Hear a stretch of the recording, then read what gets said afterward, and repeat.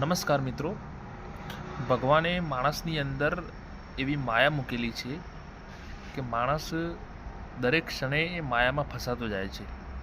માણસને એમ લાગે છે કે મારી જોડે એક સારો બંગલો હોય, સારી ગાડી હોય, સારા પૈસા હોય, ઘણું બધું સોનું હોય તો હું ખુશ રહી શકું. પણ સરવાળે થાય છે એવું કે એ બધું પ્રાપ્ત કર્યા પછી પણ માણસ ક્યારેય સુખી થઈ શકતો નથી અને પોતાની વેદના એ દરેક ક્ષણે ઠાલવતો રહેલો હોય છે. હવે આ માયામાંથી બહાર કેવી રીતે નીકળવું? આ માયાની રચના ખુદ ભગવાને કરેલી છે અને એ માયામાંથી કેવી રીતે બહાર નીકળવું એ માટે ભગવાને જ એનો રસ્તો બતાવ્યો છે અને એ છે કે જીવનમાં તેજસ્વીતા હોવી જોઈએ. હવે આ તેજસ્વીતા એટલે શું? શું પ્રકાશ થાય એને તેજસ્વીતા કહીશું? તો ના. તેજસ્વીતાની અંદર 3 ગુણો છે: નિસ્પૃહતા, નિષ્પાપતા અને નિર્ભયતા.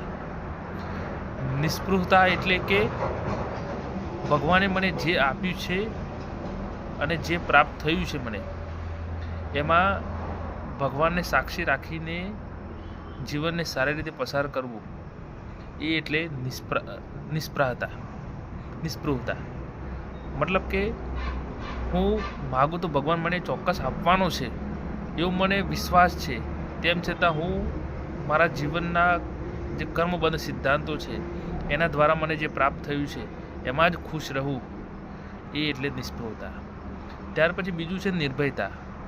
હું ક્યારેય પણ સત્યને બોલતા અથવા સત્યના માર્ગે ચાલતા ઊભો ન રહું અને સત્યને જ વળગી રહું, ક્યારેય પણ અસત્યનો સહારો ન લઉં.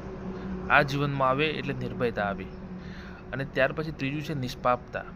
એટલે કે મેં મારા જીવનની અંદર એવા કોઈ જ પાપ કર્યા નથી, મન, વચન કે કર્મથી, કે જેનાથી ભગવાન સામે આંખ મિલાવતા મને સહેજ પણ ડર લાગે.